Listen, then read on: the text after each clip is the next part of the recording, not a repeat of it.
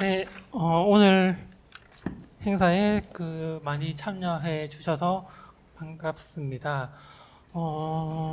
다들 전시를 보고 오셨을 거라고 생각하는데요. 어쨌든 장대진 작가님과 곽영준 작가님 두 분의 작품이 1층과 2층에 각각 전시되어 있는 작품들을 보고 오셨을 거고, 그 두 작가분들의 작품을 통해서 어떤 이야기를 할 수 있을까와 같은 고민들을 하면서 오늘 장소를 기획하였습니다. 사실 미술 쪽에 계시는 분이면 여기서 지금 사회를 보고 있는 쟤는 누구냐, 뭐 하는 사람인데 여기서 이러고 있냐라고 생각하실 수도 있을 텐데요.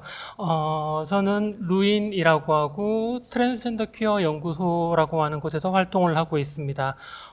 저는 개인적으로는 미술과 관련해서 미술을 전공하거나 무엇을 하진 않아서 어떤 의미에서 미술과 관련한 가장 문외한 이기도 한데요. 어쩌다 보니 2019년에 전시회 같이 하게 되면서부터 여기 어딘가에 계속 언저리에 불려오고 있어서 이렇게 살아도 되나라고 하는 잠시 딴소리를 서로 긴장을 풀 겸, 혼자 긴장을 풀 겸. 네, 그러고 있습니다. 사실 작품, 오늘 행사 제목이 한국인 젠더 섹슈얼리티 혼종적 구성이라고 해서 각각의 규범들의 의미를 다시 좀 질문하는 작업을 해보자라고 하면 대단히 어려워서 이걸 어떻게 이 토론 자리에서 다루나라고 생각하실 수도 있는데 그 정도로 복잡하게 하자는 건 아니고 좀 그래도 두 작가의 작품이 그와 관련한 질문들을 하고 있기 때문에 작품 내에서 그리고 작품 밖에서 그와 관련한 이야기들을 좀 나눌 수 있으면 좋겠다. 적어도 장세준 작가는 입안 경험을 통해서 이야기를 하고 있고, 곽영준 작가는 한국계 미국인 트랜스인 작가로서 관련 논의를 하고 있다면, 이렇게 장이 마련되었을 때 좀 다양한 논의들을 함께 다룰 수 있으면 좋겠다라고 하는 고민을 했고요. 그런 고민 속에서 이 세 분의 매우 훌륭한 패널 분들을 섭외하였습니다. 제일 끝에 앉아 계신 이제 어떻게 뒤에 이름을 붙일까를 고민을 했는데요. 남은 평론가님, 김지학 소장님, 아니면 캔디 공동의장님, 이렇게 어떻게 부를까 하다가 그냥 다 선생님으로 그냥 통일해서 부르겠습니다. 남웅 선생님 같은 경우에는 아마 퀴어 미술에 관심 있으시면 모를 수 없는, 많은 분들이 고개를 끄덕이고 계신데요. 한국 퀴어 미술 평론가에서는 가장 유명하신, 그리고 퀴어 미술이라고 하는 이 명명 자체가 무엇인지를 계속해서 고민하고 계시는 분이기도 한, 최근 아마 글을 많이 읽으셨을 텐데 그 작업을 하고 계시는 분이기도 해서 오늘 퀴어 미술이라는 것이 무엇인지, 미술을 어떻게 다시 이해할 것인지와 같은 많은 좋은 이야기를 해주실 거라고 생각하였습니다. 옆에 계시는 캔디님 같은 경우에는 한국 성적소수자 문화인권센터라고 아직까지는 말하면 될 것 같은데요. 네네. 그리고 일가라고 하는 글로벌 퀴어 단체가 있는데 그곳에서 일가 아시아 공동의장으로 활동하고 계시기도 하면서 아마 한국 퀴어 활동가 중에서 가장 바쁘시지 않을까. 한국에서만 활동하는 것이 아니라 정말로 코로나 시대에도 스위스 갔다가 유럽 갔다가 미국 갔다가 정말 세계 각지를 돌아다니면서 다양한 활동가들을 만나고 계신데, 그러면서 퀴어 의제라고 한국에서 주로 활동을 하거나 생활을 하다 보면 이 의제의 고민이 한국인이라고 하는 제한된 범주에서 보통 상상을 많이 하게 되는데, 지역의 경계를 계속해서 넘나들다 보면 다양한 국가의 퀴어 의제들 그리고 경계를 다시 질문하는 의제들을 많이 질문하게 되는 경험을 하고 계셔서 오늘 같이 이야기를 나눌 수 있으면 좋겠다라고 해서 캔디 선생님을 모셨고요. 네.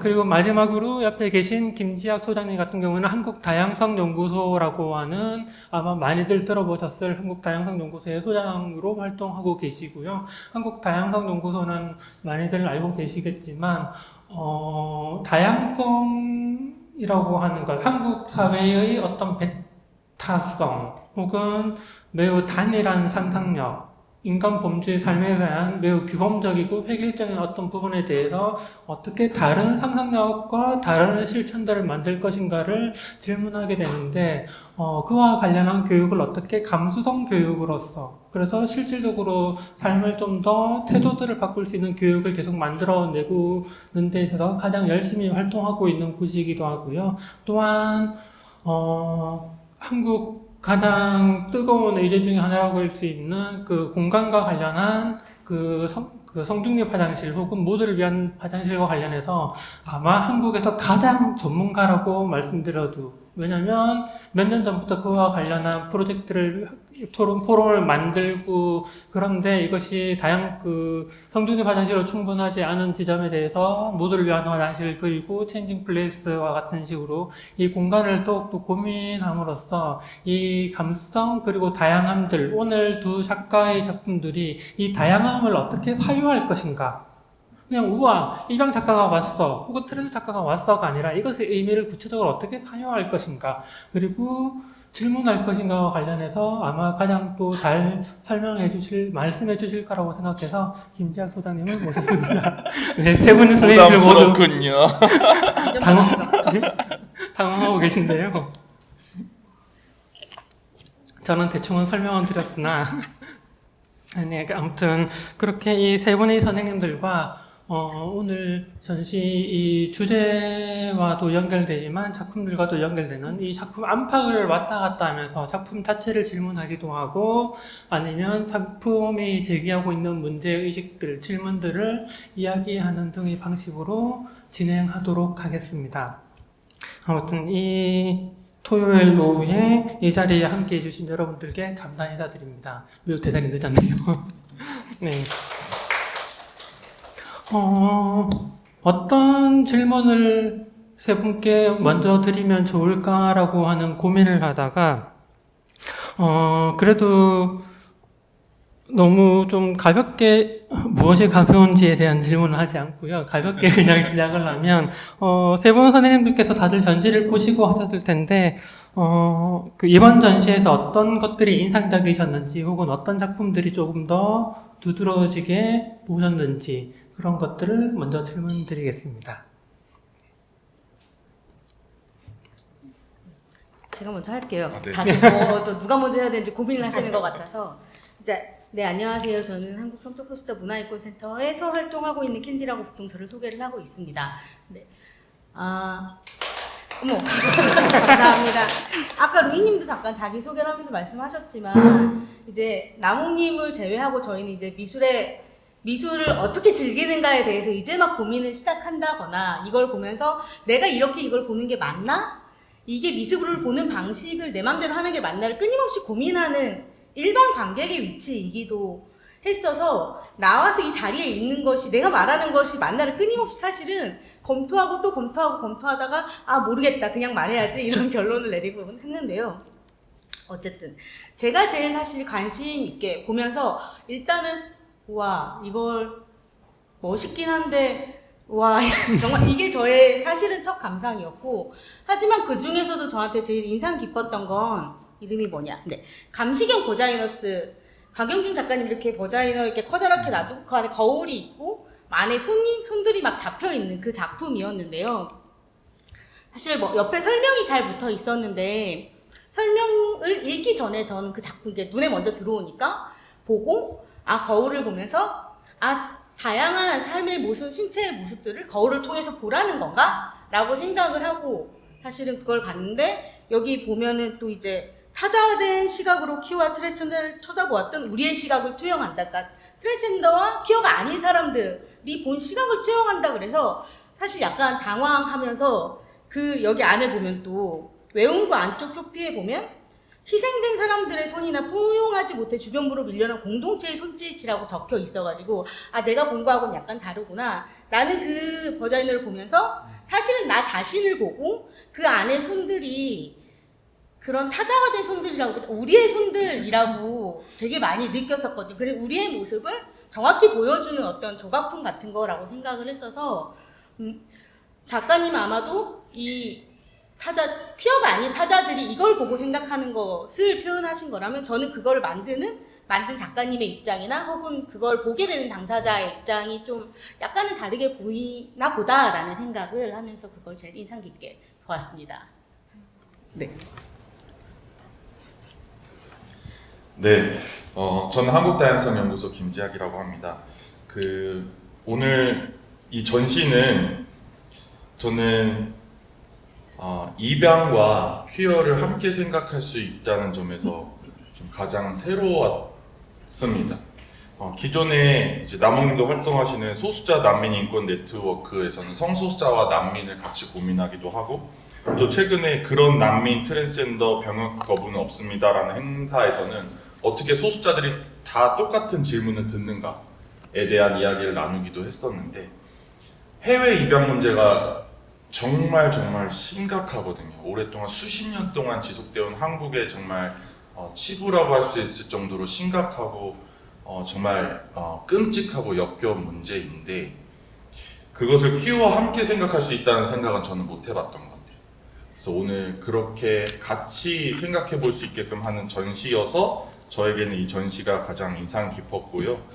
장세진 작가님의 작품들은 음성으로도 들리고 화면으로도 보이는 이런 다큐멘터리 같은 정말 실제 있었던 일을 소설이나 영상으로 보게 해줌으로써 우리가 현실을 직시하게 하는, 또 그것을 작품으로 보게 하는 효과가 있는 것 같고, 곽영준 작가님의 작품은 정말 껍데기가 무엇인가, 그리고 그 안에 들어있는 본질은 무엇인가, 인간은 왜 밖으로 드러나는 것들만을 가지고 자꾸 나누려고 하는가, 그런 것들을 좀 고민하게 하는 작품이라서 되게 느끼게 하는 거나 생각하는 방향이 두 작가님들이 달라서 저는 또 재밌게 봤습니다.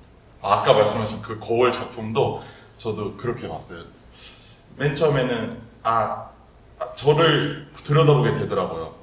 그 버자이나를 여성 성기라고 하는 그 성기를 내가 어떻게 바라보았는가, 나를 바라보게 하면서 좀 부끄럽더라고요. 그리고 우리 사회의 가부장제가 남성들이 버자이나를 어떻게 대하고 있는가를 바라보게 해주는 의미에서 거울을 설치하신 것 같고, 너무 그 접근이 좋았고, 또 말씀하신 것처럼 저도 그 주변 손들이 그 버자이나를 터치하려고 하는 손들로 먼저 보였었거든요. 근데 또 안에 설명을 보니까 그 연대에 연결되려는 손으로도 해석을 하셔서 그렇게 보이는 것도 좀 좋았습니다. 네, 저 혼자 뭐 미술 관련인인가 봐요.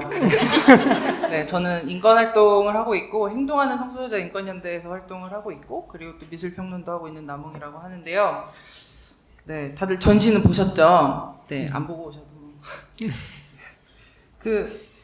저는 일단 이 아르코 미술관 본진에서 퀴어 이슈로 딱 내건 전시라는 게 좀 반가웠어요. 근데 뭔가 퀴어 작가들만 불러가지고 다운포 퀴어 당사자 이렇게 좁히지 않고, 뭔가 국제 입양과 그리고 이제 그 한국계 트랜스젠더 이제 그 작가를 같이 이제 엮어서 전시를 한 점에서 뭔가 퀴어적으로 어떻게 이 미술을 바라볼 것인지, 그리고 이 미술 안에서 퀴어 예술 작품들을 좀 어떻게 확장을 시킬 것인지, 이런 교차점을 좀 많이 고민을 하셨구나라는 생각이 들어서 좀 반갑기도 했어요. 그래서 뭐 저는 어떤 작품이 좀 인상적이거나 그렇다기보다도 좀 아쉬움? 아니면 이랬으면 좋았겠다라고 하는 생각이 들었던 것 중에 하나는, 이 층별로 작가들의 전시를 나누잖아요. 그러니까 개인점처럼. 그래서 1층에는 장세진 작가가 있고 2층에는 이제 곽영준 작가가 있는데, 이게 어떻게 보면은 이제 국제 입양과 그리고 이제 해외에서 이제 뭔가 본국을 떠나서 이제 미국에서 트랜스로 살아가는 한국계 미국인으로서 이 갖고 있는 어떤 감수성들이 어떤 방식으로 좀 형식이 만들어지는가, 그 부분을 좀 비교하면서 볼 수도 있었겠다는 생각이 들거든요. 그래서 뭔가 공통적으로는 하나의 박탈이라는 키워드가 좀 보였었고, 그 안에서 어떻게 좀 변형되는 관계나 몸들을 좀 그려내고 있는가, 이런 걸 보였을 때 좀 적어도 어떤 공간에서 이 두 작가의 작업을 한 공간에서 볼 수 있었다면은 뭔가 조금 좀 다른 방식의 감상도 가능하지 않았을까라는 생각이 좀 들더라고요. 그래서 좀 더 이 기획이 좀 더 과감했으면 좋았겠다라는 그냥 생각이 들었어요. 이상입니다. 네, 세 분 다들 중요한 키워드들을 많이 말씀해 주셨는데, 일단 마지막에 남웅 선생님께서 박탈이라고 하는 키워드 그리고 관계라고 하는 키워드를 같이 말씀해 주셨는데, 그것이 이번 전시에서 All About Love라고 하는 제목으로 전시되고 있고, 이 두 작가가 장대진 작가와 곽영준 작가가 All About Love, 사랑에 관한 모든 것이라고 하는 이 제목으로 묶여 있다는 점이 무척 흥미로운 측면들이 있는데요. 그래서 이 세 분 선생님들께서는 이 전시 제목에서 사랑의 모든 것을 어떻게 이 전시 제목을 어떻게 받아들이셨는지, 혹은 그 전시 설명에도 나와 있지만 베룩스가 쓴 All About Love, 사랑의 모든 것이었나요? 그 책의 제목에서 따온 내용이기도, 그 제목이기도 한데요. 그래서 혹시나 그 책을 읽은 적이 있으시다면, 없으셔도 됩니다만, 있으시다면 그거가 연결해서 좀 어떻게 보셨는지 그 부분이 좀 궁금하게 됐습니다. 네, 거꾸로 이제. 이거 되게 옛날에 봤던 거라서 읽어봤다고 해도 너무 민망할 정도인데 저는 일단 All About Love라고 하는 제목이 어떻게 보면 이 제목만 봐서는 되게 낭만적인 사랑의 시나리오 같은 걸 그리기가 되게 쉽잖아요. 여기에 이제 퀴어가 들어가고 국제 입양이 들어가면은 여기에 뽕이 장난이 아니겠구나라고 생각하기가 쉬울 텐데, 사실 이 책에서는 사랑 자체에 대한 얘기보다도 그러니까 이 사랑의 태도, 그러니까 어떤 사람들이 사랑을 하고 있고, 그리고 이 사랑을 하는 주체의 자격은 무엇인가, 그런 얘기들을 좀 했던 기억이 나요. 그리고 또 이 사랑을 하는 데 있어서는 얼마만큼의 비용이 들고 또 노력이 필요하고 또 어떤 제도들이 필요한가, 그런 사랑 전반의 좀 지지체들에 대한 얘기들을 좀 했었던 기억이 나고, 하나 기억을 조금 더 더듬어 보면은 이 사랑이라고 하는 이 관계가 이 권력 관계로 주도권을 뺏기게 되는 어떤 상황들, 지금 사회의 어떤 문제들을 좀 베룩스의 책이 좀 많이 이야기를 했던 기억이 나요. 또 그 안에서 이제 좀 그분이 이야기를 하는 거는 위계적인 이성의 구조라고 하는 거를 좀 강력하게 말씀을 하셨던 것 같은데, 그러니까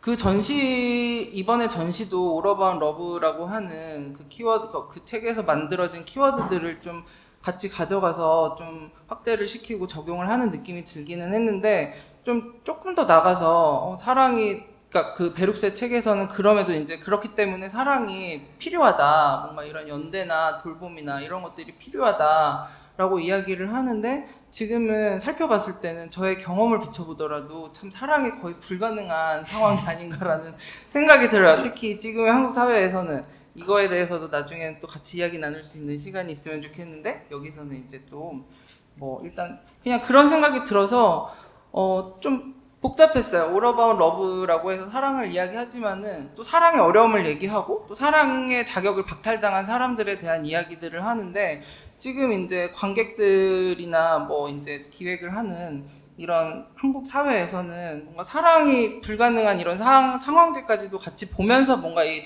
작업들을 봐야 하지 않을까. 그렇다면은 이 사랑 자체에 대한 감상을 이야기하기보다도 이 사랑을 불가능하게 만들고 어렵게 만드는 지금의 우리의 요소나 자원들은 뭐가 있을까, 어떤 제도가 결핍이 되어 있고 없기에 뭔가 이런 사랑에 있어서도 위계를 나누는가, 그런 이야기를 좀 지금 이 전시와 같이 이야기를 해보면 좋겠다는 생각이 들었습니다. 네. 이 포스터를 전 제일 먼저 봤었는데요. All About Love의 하트같이 보이는 이 핑크색, 상당히 저도 말씀하신 것처럼 로맨틱한 거를 처음에 굉장히 상상을 했던 것 같아요. 일단 러브라고 하니 나 활동 간데 왜 러브에 로맨틱밖에 생각 못하나, 이렇게 들어와서 그 생각을 바로 하긴 했는데, 그런 생각을 계속하면서 사실 사랑이 무엇인가에 대한 고민은 책을 떠나서도 다시 한번 하게 되는 것 같고, 말씀하신 대로 지금 사랑조차 힘든 사회이고, 이 사랑이라고 하는 것이 어떤 로맨틱함의 뿐만 아니라 사실 사랑이라고 하는 단어가 크게 가지고 있는 굉장히 많은 것들, 그러니까 돌봄, 책임이라던가 삶에서 내가 사랑이란 이름 위에 서 있는 나의 모습이라던가 이런 것들을 고민하면서 이걸 보는데 나는 이것을 어떤 사랑으로 보고 있나가 끊임없이 사실은 난 정말 이걸 사랑이라고 생각하고 이 제목과 이 전시를 같이 보고 있나? 라는 생각은 전시의 시작부터 끝까지 좀 고민을 하게 했던 부분인 것도 같아요. 물론 이 부분들이, 그러니까 사랑이라고 할 때 기본적으로 저는 이게 사랑을 받는 것, 사랑을 주는 것에 굉장히 포커스를 맞추고 있었던 것 같은데, 사실 전 이 전시가 사랑을 주고받는 것에 대한 이야기라기보다 아까 잠깐 말씀하셨지만 사랑받기고 사랑에 탈각되는 것, 그 안에서 우리는 어떤 것들을 다시 사랑으로 가지고 올 수 있는가? 그런 좀 더 이 사랑에 주고받은 이 몽글몽글한 마음과는 좀 더 다른 사랑의 바깥의 결들에 대해서 이야기를 한다고 느꼈어서 이 All About Love의 All이라고 하는 것은 사랑 안의 것만은 우리는 사실 얘기하고 있지 않는 거구나 라는 좀 새로운 가르침, 배움 같은 걸 좀 느끼기도 했던 것 같아요. 네. 저는 이 전시 제목 보고 저도 그 책 제목을 제일 먼저 떠올리긴 했거든요. 그래서 책에 저도 좀 읽은 지는 오래됐어가지고 옛날 기억을 되살려 봤더니 All About Love에서 사랑은 낭만과 이제 구분해야 된다는 얘기를 했었던 것 같아요. 그래서 그냥 낭만적인 사랑, 연애 감정의 사랑이 아니라 이렇게 정의했더라고요. 다시 찾아보니까 사랑은 자기 자신과 다른 사람의 영적인 성장을 위해 자아를 확장하고자 하는 의지다라고 이제 정의하고 설명한 부분이 있더라고요. 베룩스는 또 이 성별과 인종과 계급을 항상 같이 말씀하시면서 교차성을 중점에 두고 말씀하시잖아요. 그래서 이 사랑에 대해서 이야기할 때도 서로에게 의지할 수도 있어야 되고 서로의 성장과 또 자기 자신의 세상과 타인의 세상을 확장하는, 그리고 우리 사회를 더 넓혀가는 의미로 사랑을 설명해 주셨었는데 저는 사실 스포 당하는 거를 싫어하지 않는 스타일이라 가지고 막 전시도 찾아보고 막 이것저것 읽어보고 와서 전시에 왔어요. 그러면서 느꼈던 것은 두 분의 이야기가 그 베룩스의 책과도 잘 어울린다고 생각했어요. 이 껍데기가 아닌 인간의 본질을 더 들여다보고 살펴볼 수 있는 게 미래 아닐까? 우리가 꿈꾸는 미래 아닐까? 그래서 저는 퀴어가 미래를 상상하게 한다고 생각하거든요. 껍데기가 아닌 본질을 보게 한다는 의미에서. 그리고 그게 저는 사랑이라고 생각해요. 우리 사회는 너무 돈이나 학벌이나 외모나 껍데기만 보게 하잖아요. 그래서 그 껍데기가 아닌 이 껍데기로 차별을 하는 그런 차별적인 세상에 저항하고 서로 공감하고 연대하는 그런 평등의 세상을 생각하게 하고 그게 우리가 나아가야 될 방향이다라고 마치 말하는 것 같은, 그래서 이 전시가 저는 사랑과 어울린다고 생각했습니다. 네. 세 선생님 모두 이 뒤에 나올 이야기들의 핵심들을 잘 짚어서 이야기해 주고 계셨는데요. 사실 다른 선생님들처럼 저 역시 베룩스의 딱 제목을 보는 순간 베룩스다 라고 생각했는데, 사실 모더레이트 진행자가 말이 많으면 매우 곤란하나 약간만 덧붙이면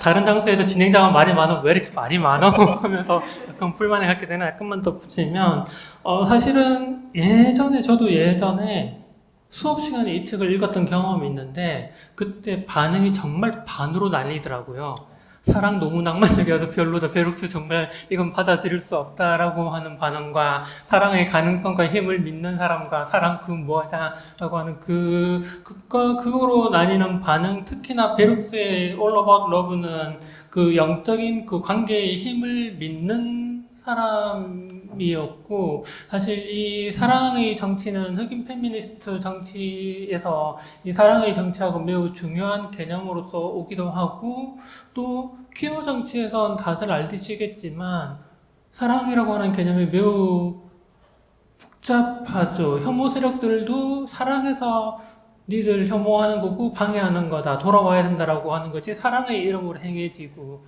또한 그 퀴어 축제나 퀴어 행사에서 가장 많이 나오는 문구가 love is love죠. 사랑은 사랑이고. 그런데 사랑이 이긴다.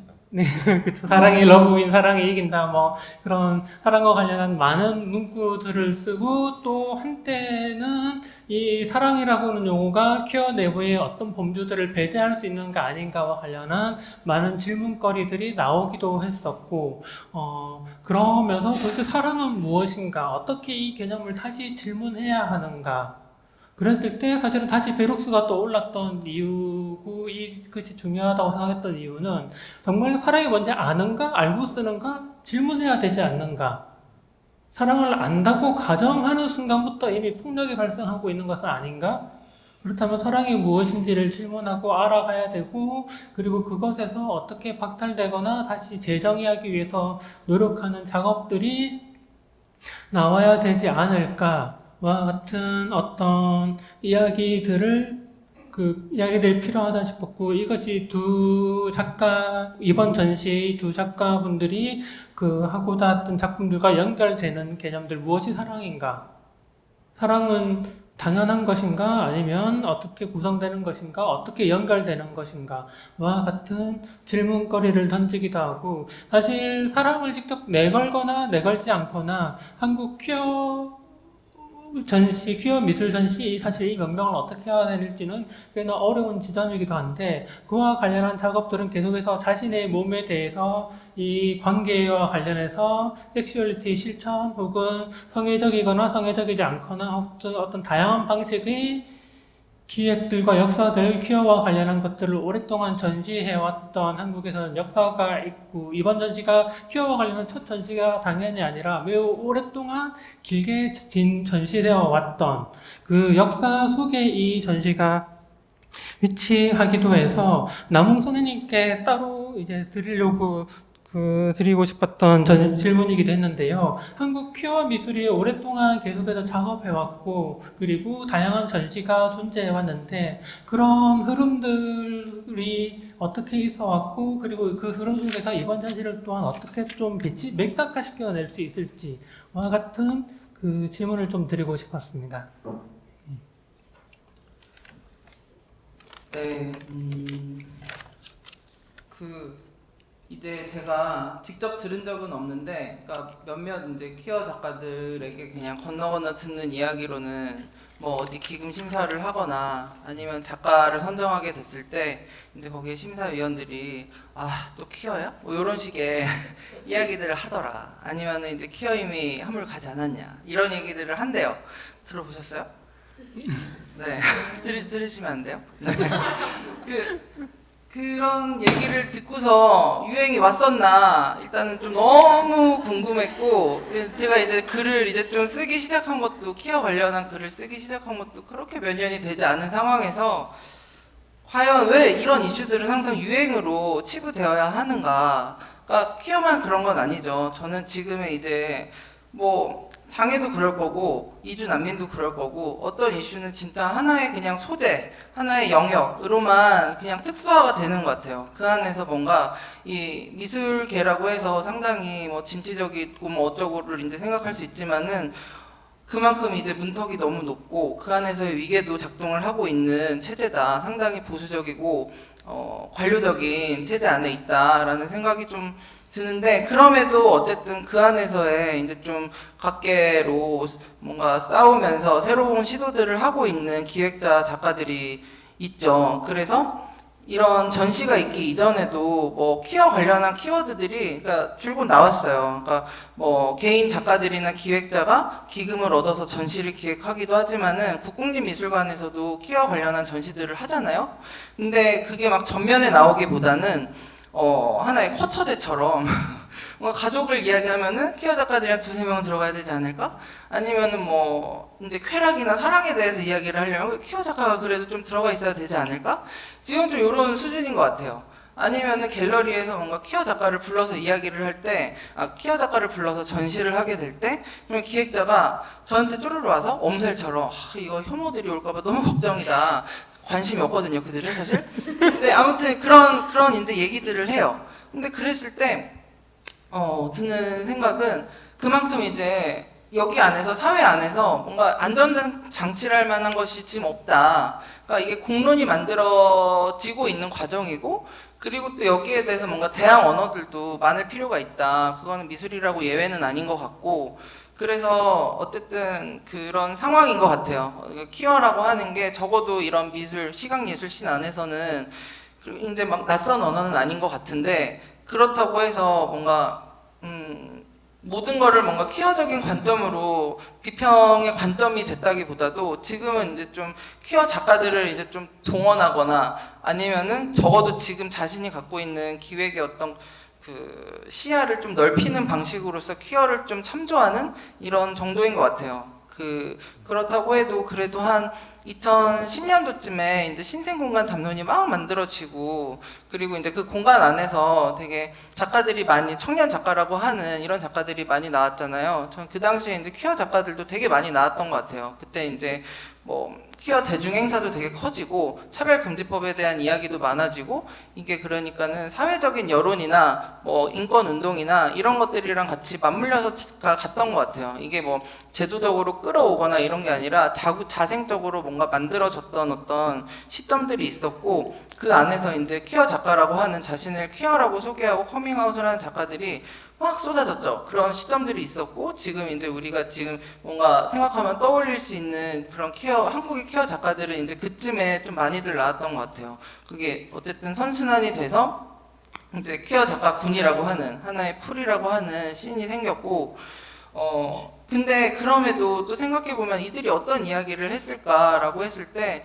사실 퀴어는 자기 이야기부터 시작을 할 수밖에 없잖아요. 정말 말이 많고 정말 사연도 많은 이 퀴어 당사자들은 정말 할 얘기가 많아. 그래서 뭔가 타인을 들여다보기에 앞서서 나부터 들여다봐야 돼. 자기 설명이 너무 필요한 거죠. 그러니까 그래서 이게 퀴어 아트라고 했을 때 여기 안에서 되게 시각예술이라고 하지만은 시각적인 형식보다도 문학적인 서사가 조금 앞섰던 것도 있었던 것 같고, 그리고 나를 설명해야 됐던 어떤 작업들도 좀 그동안에 있었던 것 같아요. 그런 점에서 이번 전시의 좀 미덕이라고 한다면은 일단 나로 시작을 하기는 하죠. 그럼에도 어쨌든 이제 내 안에 어떤 비어있는 결핍이나 아니면 박탈의 어떤 지점들을 살피면서 다른 몸들을 좀 보게 되는, 그리고 이제 이들과 이제 어떤 관계를 가져야 되는가, 이런 것들을 좀 이야기하게 됐던 게 좀 미덕이 아닐까라는 생각이 들어요. 또 한편으로는 이게 이제 한국계 외국인 작가들이다 보니까는 그 국내의 씬들을 좀 살펴보면은 뭔가 추상적이고 보편적인 가치를 이야기하기보다는 정말 피부에 와닿는, 그러니까 되게 감각적인 이야기들, 지금 이제 동시대의 어떤 이슈들을 많이 이야기를 하거든요. 그런 점에 있어서 사랑을 가지고 이야기를 한다는 게 어떻게 보면은 되게 순진해 보일 수도 있는데, 또 그게 또 지리적인, 아니면은 이제 뭐 좀 그들만의 좀 위상이 갖고 있는 차이를 또 보여주는 것도 같아서, 그러니까 한국 퀴어 아트 씬이라고 하더라도 저는 되게 보수적이고 닫혀있는 부분이 있다고 생각을 했는데, 그런 점에서는 좀 튀어주는 전시가 아니었나라는 생각이 듭니다. 네,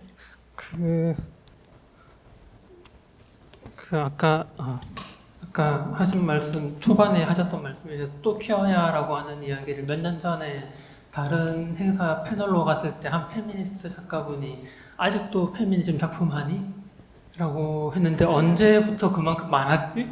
라고 하면서 그 몇 년 전부터 퀴어 미술이라고 하면 바로 다 수용되는데, 이게 금방 언제 어떻게 한철 유행인 것처럼, 질문해야 되는 의제가 아니라 한철 유행인 것처럼 지나가 버리면 어떡하나? 라고 하는 그 고민들을 정말 많이 하시면서, 그런데 또 계속해서 늘어나고 있는 건 더 많은 해야 될 이야기가 있고, 더 많은 이야기들, 이를테면 어떤 미술 작가분은 소나무만 평생 그리시거나 물방울만 평생 그리면 뭔가 대가가 되는데, 왜 퀴어 미술이나 페미니즘 미술은 갑자기 천리난 유행처럼 되는 이 태도의 지점들은 무엇일까? 그렇다면 더 많은 작업들을 볼 필요가 있지 않을까라고 하는 생각을 하기도 했었고요.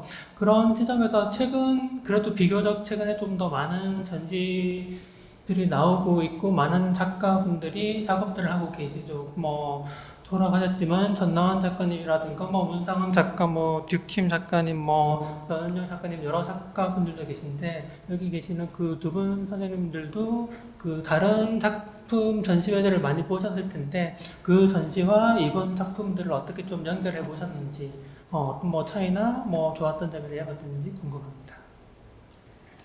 이 질문을 듣고 되게 제가 봤던 전시들을 쭉 떠올리면서 뭔가 머릿속으로 이렇게 정리를 안 그래도 좀 하고 있었는데, 옆에서 나무님이 쭉 얘기를 해주신, 아 그래 내가 생각하던 게 저 말이었구나 이런 생각이 사실은 되게 와 닿는 이야기였어요. 왜냐면은 말씀하신 뭐 이광승 작가, 아까 이광승 작가님 말씀 안 하셨나? 같이 퀴어랄랑 전시회 하고, 그래서 그 전나환 작가님이라던가 뭐 문상훈 작가님, 대람님 뭐 이런 전시회들을 최근에 저도 쭉 보고 다니게 시작하게 되었던 것 같은데, 그걸 보면서 너무 쉽게 이해하고 와 닿을 수 있었던 건 사실 굉장히 많은 기록들, 그리고 내가 경험한 이야기들, 같이 경험한 이야기들이 계속적으로 보이고 있었기 때문에 그걸 너무 쉽게, 아 이런 게 퀴어 미술이구나, 우리의 이야기를 보여주는 것이 퀴어 미술인가, 뭐 혹은 문상훈 작가님의 전시를 보면서는 아 자신의 욕망이나 자신이 꿈꾸는 것을 이런 식으로 보여주는 것이 퀴어 미술이구나, 이런 것들을 좀 더 직관적으로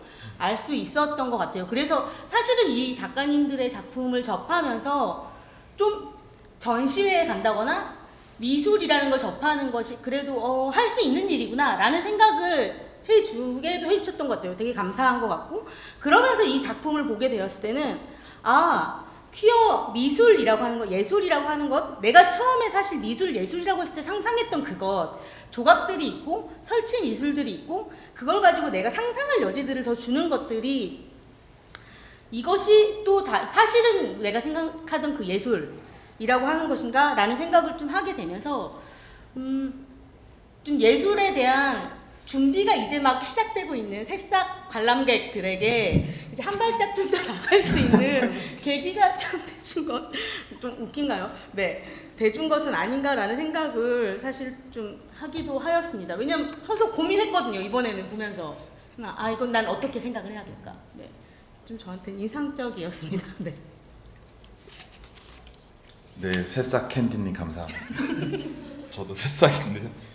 저는 해외 입양 이야기 조금 해보려고 합니다. 다른 퀴어 전시들과 달랐던 점이 아까도 말씀드렸던 것처럼 해외 입양과 함께 엮어서 생각해 볼 수 있는 게 가장 저한테는 신선했고 충격적이었는데, 장세진 작가님의 작품들을 통해서는 이 국가, 국적, 그리고 인종, 민족, 또 성별과 모성, 계급, 사회화된 입양, 자본주의, 국가의 역할까지 정말 많은 생각들을 해볼 수 있었는데요. 한국의 해외 입양 문제가 정말 심각하거든요. 저 작품의 설명에도 한쪽 벽면에 써 있었는데, 한국전쟁 직후 1953년부터 해외 입양은 시작됐고 지금 70년 정도 됐습니다. 한국은 전 세계에서 가장 많이 그리고 가장 오랫동안 해외 입양을 보내고 있는 나라고요. 80년대에는 출생 아동 100명당 1명 이상이 국외로 입양됐습니다. 그리고 지금처럼 이렇게 경제적으로 잘 살게 된 나라가 된 후에도 전 세계에 가장 많이 입양을 보내는 나라는 전 세계에 우리나라밖에 없습니다. 전 세계 역사적으로도 한국밖에 없습니다. 입양은 임시보호가 아닌 영구적으로 대리보호자가 되는 과정이며, 출산이 아닌 방법으로 가족을 형성하는 사회적이고 법적인 절차입니다. 한 사람에게 평생에 가장 큰 영향을 미치는 아동복지 제도이기도 하죠.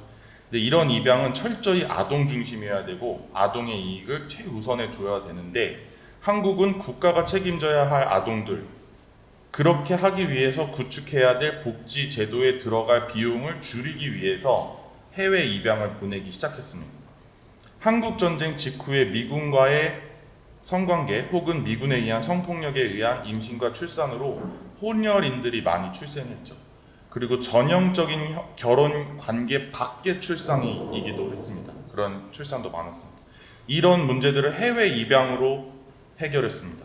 굉장히 인종주의적이고 가부장적인 자본주의적인 해결 방법이죠. 지금도 해외 입양의 절대 다수는 미혼모의 자녀들입니다. 홀트 동방 대환사회복지회는 마치 준정부 기관과 같은 위치를 누리면서 공공기관이 수행했어야 했던 핵심적인 입양 절차 대부분을 감당합니다. 사실 절차할 것이 거의 없다시피 할 정도로 간소화시켜서 최대한 많은 아이를 물건처럼 수출하면서 어마어마한 부를 축적합니다. 2012년에는 입양특례법이 만들어졌는데 그래서 가정법원이 입양 허가 제도를 하게끔 도입됐으나 여전히 국내 입양에 비교도 안 될 정도의 돈을 벌어들이게 하고 입양 후에 후속 조치와 관리에 대해서 신경 쓰지 않아도 되는 것처럼 여겨지는 해외 입양은 너무나도 과도하게 많이 지속되고 있습니다. 그래서 이제는 민간 입양 기관들이 핵심 입양 실무를 수행해서는 안 되고 국가가 공공성을 가지고 아동의 권리를 최우선에 두고 실행해야 된다라는 말씀을 드리고 싶고요. 특히 원치 않는 임신을 하지 않을 수 있도록 하는 제대로 된 성교육과 성평등 교육을 제공하는 것이 제일 중요하고요. 그 다음에 미혼모나 미혼부가 된 후에도 누구나 원한다면 자녀와 함께 살 수 있도록 제도와 문화를 만들어야 됩니다. 거기는 당연히 차별금지법도 필요하고요. 그 다음에 세금제도라든지 다양한 제도, 또 혼자 살 수 있는, 혼자 가족을 꾸릴 수 있는 권리라든지 수많은 제도와 문화와 법과 복지 시스템이 필요합니다. 이 모든 역할을 국가가 담당하기 싫어서 그저 비용으로만 생각하고 해외 입양으로 해결해버렸던 태도는 이제 당장 끝내야 한다고 생각합니다. 그래서 이런 수많은 교차하는 정체성들을 느끼게 해주는 점에서 이 해외 입양 작품도 굉장히 퀴어하다고 생각하고요. 두 전시가 같이 전시되는 것이 너무 좋지 않았나 생각을 해봅니다. 네, 딴소리 먼저 하면 언제쯤이면 차별금지법 제정이 아니라 차별금지법 보완입법이 필요하다는 논의가 가능할까?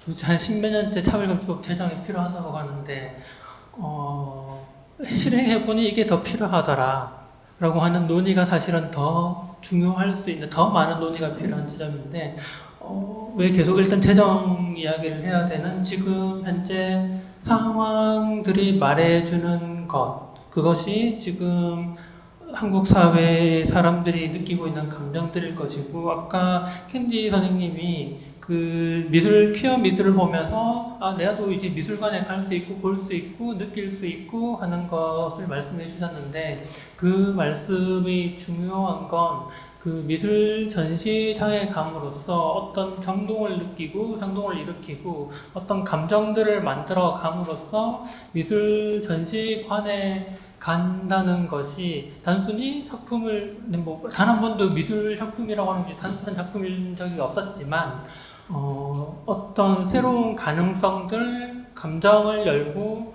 그 정동을 일으키는 어떤 장으로서 계속해서 그 역할을 할 수 있는 혹은 어떤 무언가를 일으키는 어떤 할 말들을 계속해서 할 말들을 생산할 수 있는 장이 되는 동시에 그 할 말을 보는 나와 연결되는 그 말을 봄으로써 또한 새로운 말들을 만들고, 이 할 말들 속에서 나와 우리와 이 감정들이 연결되는 사람들은 누구인가, 그리고 어떻게 그것을 더 확장시킬 수 있을까와 같은 질문들을 하게 되면 어떻게 우리 지금 그 김지학 선생님께서 이 입양과 관련해서 또 자세히 설명해 주셨지만 이 우리라고 하는 범주는 어떻게 상상되는가와 같은 질문들을 또 할 수 있을 텐데요. 이와 관련해서 사실은 앞서 캔디 선생님을 소개했을 때 말씀해드린 것처럼 일가아시아와 같이 국제연대 활동가 그 다양한 다른 나라의 활동가들 가끔씩 얼마 전에 있었던 에피소드인데요. 한국에 있는 다른 활동가랑 브라질과 관련해서 뭔가를 이야기 나누다가 잘 모르겠어서 어떻게 하자다가 그럼 캔디한테 물어보자라고 했는데 마침 그때 캔디 바로 옆자리에 브라질 활동가가 있었다고 하면서 본인은 제가 직접 대화를 하지 않았거든요, 캔디랑. 다른 활동가가 대신 물어봤는데 뭐 그래서 말해주겠다고 뭔지 아시겠죠?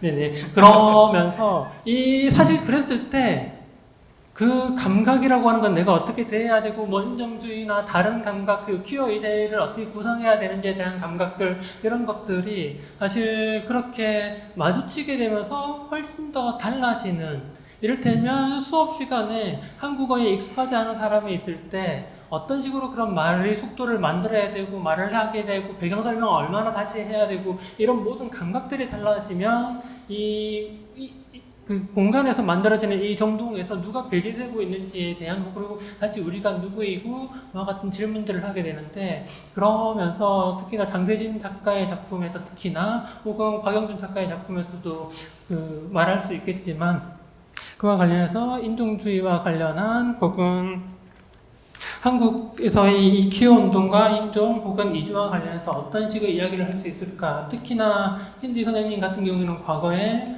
한국 이주, 미등록 이주 트랜스 활동가들을 지원하셨거나 했던 어떤 경험들, 간접적으로, 직간접적으로 지원하시거나 다양한 활동을 해오셨던 적이 있어서 이와 관련해서 어떤 식의 고민들을 해오셨는지 좀 궁금하기도 합니다. 되게 질문 어렵죠. 사실 딱 이 작품하고 약간 떨어져서 먼저 얘기를 드리면, 제가 국제 활동을 하기 시작한 지 이제 거의 7, 8년 정도 되어 가는데,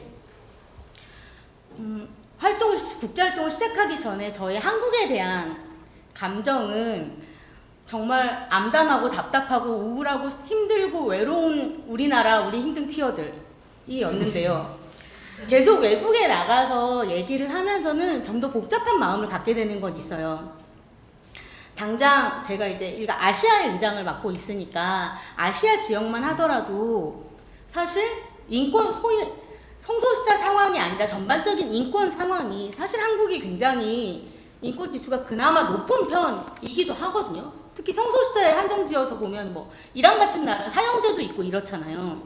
그런 나라들에서, 혹은 태국은 성소수자들이 굉장히 인권 운동이 활발하다라고 알려져 있지만 트랜스젠더 성별 변경을 못하고 있는 이 상황에서 나는 거기서 우리나라의 차별금지법이 지금 안 만들어져서 어떤 부분 우리가 너무 괴롭고 많은 사람들이 단식투쟁을 하고 있고, 이 얘기들을 어떤 수위에서 해야 되는가에 대해 사실은 끊임없는 고민이 생기기도 해요.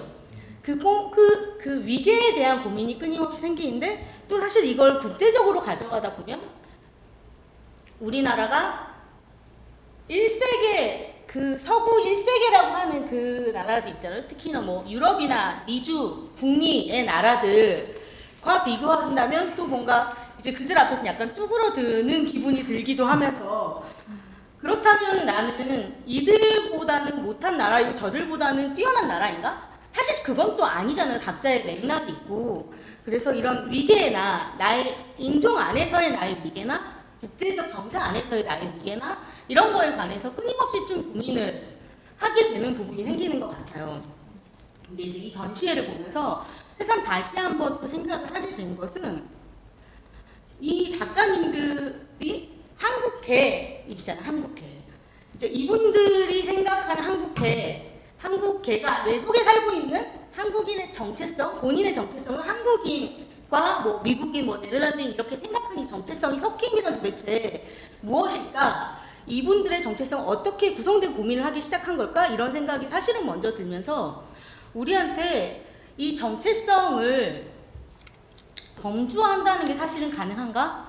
이 사람이 어디까지 한국 사람이고 어디까지 네덜란드인이며, 뭐 입양되면 완벽한 네덜란드인이 혹은 아니면 우린 여기 있는데 내 몸이 어느 정도일 때까지, 어느 정도까지면 트랜스이고 어느 정도가 아니면 트랜스가 아니고, 사실은 현실적으로는 굉장히 많은 사람들이 이걸 딱 나누잖아요. 뭐 한국에서 태어났으면 한국 사람, 그래서 외국 갔으면 입양인, 뭐 이런 식의 간다, 뭐 이주민, 뭐 수술을 했으면 뭐, 수술을 안 했으면 뭐, 아니면 네가 정찰을 어떻게 했으면 뭐라고 하지만 사실은 이걸 굉장히 세밀하게 잘라놓고 본다면 우리가 범주를 사실을 구성하는 것은 무엇인가? 이 범주라는 건 사실은 존재하는가? 그리고 이것을 인종이나 세계나 퀴어 이렇게 넓혀 보았을 때 이 인종 간의 관계라고 하는 것, 그 안에서 사실은 위계를 정말 만들 수 있는가? 1세계에 사는 사람이라면 정말 위계가 더 인권의 위계가 더 높다고 우리는 상정할 수 있는 거 사실은 아니잖아요. 우리가 블랙 라이브스 매터를 계속 한국에서도 실시간으로 보아왔고 뭐 미투가 거기서 시작되었다고 해도 우리에게 와서 또 다른 맥락으로 계속 펼쳐가고 있는 이 모든 것들을 보면서 사실은 인종이든 퀴어함이든 몸이든 이 모든 것들을 우리는 결국 왜 이것을 이렇게 범주화하고 개념화하려고 하는 이유가 뭘까? 이것이 과연 이렇게 가고 있는 것이 우리에게 맞는가? 이걸 범주를 아예 다 물론 범주를 깨트리자고 하면 현실적으로 또 이건 안 된다, 저도 안 된다고 생각을 하는 부분이 있지만 이 범주를 아예 무너뜨리는 작업들을 사실은 우리는 다른 한편에서는 너무나 또 강력하게 더 해나가야 되는 건 아닐까? 이런 고민들을 좀 하게 되는 것 같아요. 네, 범주와 관련해서 정말 이 경계와 관련해서 범주라고 하는 상상력 자체가 이 경계를 어디로 만들 것인가와 같은 질문이기 때문에 이 경계를 아예 무너뜨리는 것은 다시 그럼 질문을 하지 않겠다는 것인가? 하지만 그럼 다시 또 어떻게 질문을 하면서 이 범주 경계와 관련한 이것을 어떻게 확장해 갈 것인가와 같은 질문들은 말씀해 주시고 계신데요. 그와 관련해서는 일단 남원 선생님도 글을 쓰시면서 그와 관련한 고민들을 계속해서 풀어내고 계신데 남원 선생님도 이와 관련해서 어떻게 생각하고 계신지 궁금합니다. 네, 저는 미술평론도 하는데 이제 소수자 난민 네트워크라는 또 연대체에서 활동을 해요. 그래서 저의 오늘의 발언이 미술평론과 인권운동 양쪽을 왔다리 갔다리 할 것 같기는 한데 제가 이제 좀 대응을 했던 사례들이나 아니면 제가 이제 좀 경험한 것들을 중심으로 좀 말씀을 드리는 게 좋을 것 같다는 생각이 들어요.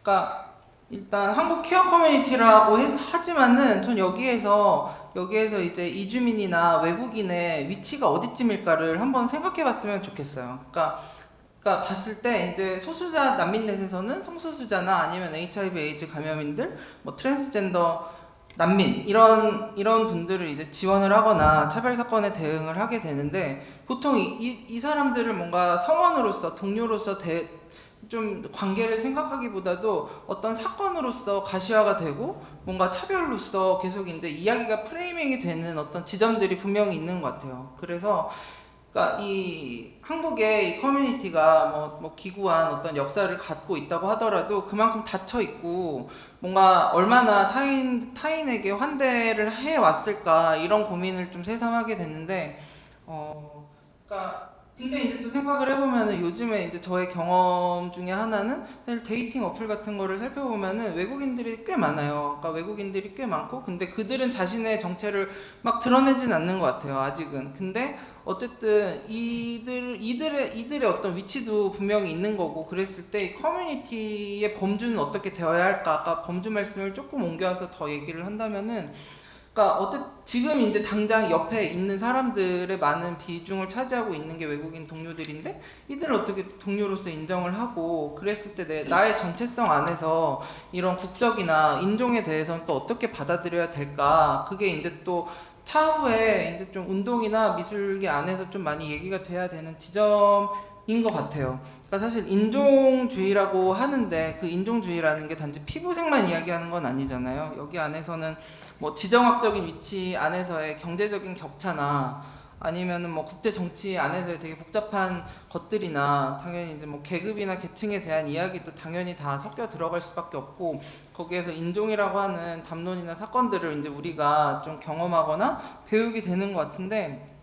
좀 제가 겪은 이야기를 하나를 더 얘기한다면은 전 어쨌든 얼굴을 드러내놓고 뭐 활동을 하는 사람이잖아요. 근데 이제 저 역시도 어쨌든 이 인종의 범주 안에서 상대화될 수밖에 없겠구나라고 하는 경험을 느낀 적이 한 번 있었는데, 그러니까 백인 연구자들이 종종 와요. 그러니까 1세기의 연구자들이 한국에 이제 퀴어 씬을 좀 더 연구하기 위해서 오고, 그랬을 때는 이제 뭐 활동가나 아니면 성소수자들이 그 인터뷰의 사례가 되기도 하죠. 근데 좀 윤리적인 일이 한 번 있었어요. 저와 동의를 구하지 않고 저의 어떤 피해 서사들을 그냥 쫙 뭔가 노출을 시켰던 단행본이 이제 뭐 미국이 단행본이 하나 있었는데, 그것 때문에 이제 문제 제기를 한 적이 있었어요. 문제 제기를 이제 했었는데 그게 이제 학술 논문이었고 학위 논문까지도 있었던 거여가지고, 그 학자의 이제 뭐 학교나 아니면 그 학자가 이제 속해 있는 학회나 전부 이제 문제 제기를 했었는데, 거기에서 되게 이제 시원찮았던 거죠, 반응이. 그러니까 그러면서 곰곰이 생각했던 것은, 만약에 내가 백인이었고 이 1세기 국적을 가지고 있는 사람이었다면, 그리고 또 어느 정도의 좀 위상이 있던 사람이었다면은 내가 문제 제기를 했을 때 이들이 과연 이런 식으로 뜨뜻미지근하게 반응을 했을까라고 하는 생각이 들더라고요. 그러니까 이런 거 안에서도 정말 세부적인 어떤 그 사람은 선의를 가지고서 뭐 저의 서사를 썼겠죠? 근데 그런 선의 안에서도 당연히 위기가 작동할 수밖에 없고, 그거를 대응하는 과정에서도 인종주의적인 어떤 요소들, 위계들이 이제 어디든 있다, 이런 생각이 하나가 들었고, 또 하나는 이게 이제 운동 안에서도, 성소유자 운동 안에서도 더 많이 이야기가 돼야 되는 지점인 것 같은데, 왜 이제 6월을 프라이드 먼스라고 하잖아요. 그러니까 스토널 항쟁이 있었고, 뭐 그걸 이제 투쟁의 역사로 이제 미국 안에서는 이제 미국 정부도 공식적으로 뭐 인정을 하면서 기념을 하고, 이런 이제 상황들이 있고, 매년 이제 미국 대사관에서 보면 무지개 깃발이 걸려 있고, 이제 또 꼭 1세기의 이제 대사관들에서 초대를 해요. 성소유자들, 그 활동가들을 다녀오셨잖아요. 또. 이게 되게 어떤 민감한 이슈가 될 때가 있는데, 예를 들어서 한 2019년도인가 그때 이제 블랙 립스 매터가 이제 좀 그러니까 이슈가 되었을 때, 그들은 이제 매년 이제 연례 행사처럼 무지개 깃발을 걸죠. 무지개 깃발을 걸고 뭔가 하는데, 뭔가 환영을 해줄 수만은 없던 어떤 상황들이 있던 거죠. 그러니까 이게 뭐 핑크워싱까지는 아니라고 하더라도 이걸 뭐 어떻게 보느냐에 따라서 다를 수는 있겠지만은, 그러니까 니들이 투쟁해온 역사를 기념하고 이런 건 좋은데, 지금의 상황을 봤을 때 과연 이것을 너네들의 해방의 성과라고 볼 수 있느냐, 이렇게 물을 수도 있는 거고. 그래서 이제 1세기 대사관들이 그렇게 초청을 해가지고 뭔가 활동가들 앞에서 성조기를 달았을 때 이때의 심정들은 또 어땠을까, 이런 복잡한 어떤 그런 지점들이 있는 것 같아요. 그러니까 여기서는 뭔가 좀 토론이 필요할 것 같기는 한데, 이후에 그러니까 뭔가 노선을 잡고서 뭔가 가르마를 타고 뭐 적대를 하고 이런 차원의 것들보다도, 그러니까 여기 어쨌든 1세기 안에서도 어떤 투쟁의 역사들이 있는 거잖아요. 그런 아래로부터의 이제 그런 이제 싸움에 싸워왔던 사람들과 그 역사와의 연대는 정말 필요한데, 이것을 정치적으로 기념비적으로 뭔가 계속 이제 의미 부여를 하고, 이걸 이제 제3세계나 한국 같은 나라에 홍보를 하고, 퀴퍼에 항상 와가지고 이민을 오셔라, 이런 얘기를 하는데 과연 우리는 환영을 할 만한 것인가? 에코백을 주니까 받기는 하는데 뭐 이런 거 있잖아요.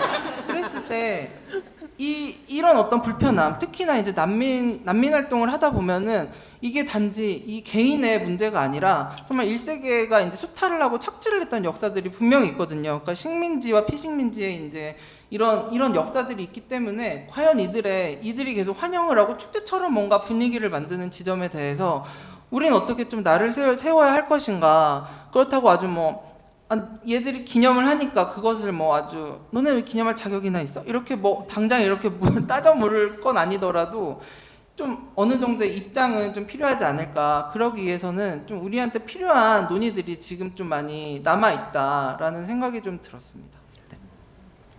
네, 너무 중요한 말씀을 해주셨는데요. 지금 부스 이야기하셔서 제가 한국 퀴어 아카이브 퀴어라고 활동가이기도 하다 보니까 퀴어 문화 축제가 열리면 모든 부스를 다 돌아다니면서 그 부스에서 나눠주는 자료나 파는 굿즈를 다 구매하는 게 저의 중대한 과업인데요. 이 과업의 핵심이 아니라 혹시나 부스를 운영하시는 분이시면 기증해 주시면 감사하다는 말씀 드리려고 하는 게 아니라 하는 거기도 하지만, 그러면 몇 년 전부터 말씀해 주신 것처럼 그 북유럽에서 유럽의 많은 국가들이 부스를 참여하는데 그 부스에서 나눠주는 가장 중요한 자료 중에 하나가 정말 이민 정책이거든요. 우리나라 이렇게 좋은 나라고 퀴어에게 우호적이고 언제부터 몇 년도부터 막 그 퀴어에게 차별금지법 제정했고 뭐 했고 그래서 이민하면 어떻고 그 다음에 또 어떤 부스 프랑스 부스로 기억하는데 여행지와 요리법을 알려주고 프랑스 아닌가 보다 스웨덴인가 아무튼 그렇게 나눠주고 있는데 이 이민 자료를 나눠주는 그 자료집 볼 때도 기분이 되게 이상한데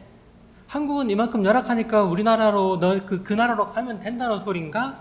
그런데 그 나라에는 그러면 퀴어에 대해서 우호적인데 인종주의는 전혀 없는가? 라고 하면 몇 년 전에 있었던 빌롱잉 노웨어 같은 전시회에서 보면 어떻게 퀴어 차별은 없는 것 같은데 왜 이렇게 인종주의로 이렇게 극심한가라고 했을 때 이 의제들을 계속해서 어떻게 사유해야 되는가 했는데 마치 좋은 나라인 것처럼 물론 그 대사관이 할 일은 우리나라 좋은 나라인 건 알겠는데 대사관의 역할이 그렇다고 우리나라 이런 차별을 많이 있으니까 와서 조심하시고요 라고 말해줄 수는 없으니까 그 역할은 알겠지만 그럼에도 불구하고 어떤 더 많은 질문들과 고민들이 필요한가 어떤 이야기들이 필요한가와 같은 그 남웅 선생님의 말씀을 들으면서 기억이 나기도 있고요. 또 그렇다면 이번 미술 지금 이제 두 작가의 미술 전시를 보면서 이야기를 하고 있는데 제 옆에 계신 김지학 소장님 같은 경우에는 한국 다양성 연구소를 통해서 앞서 말씀드린 것처럼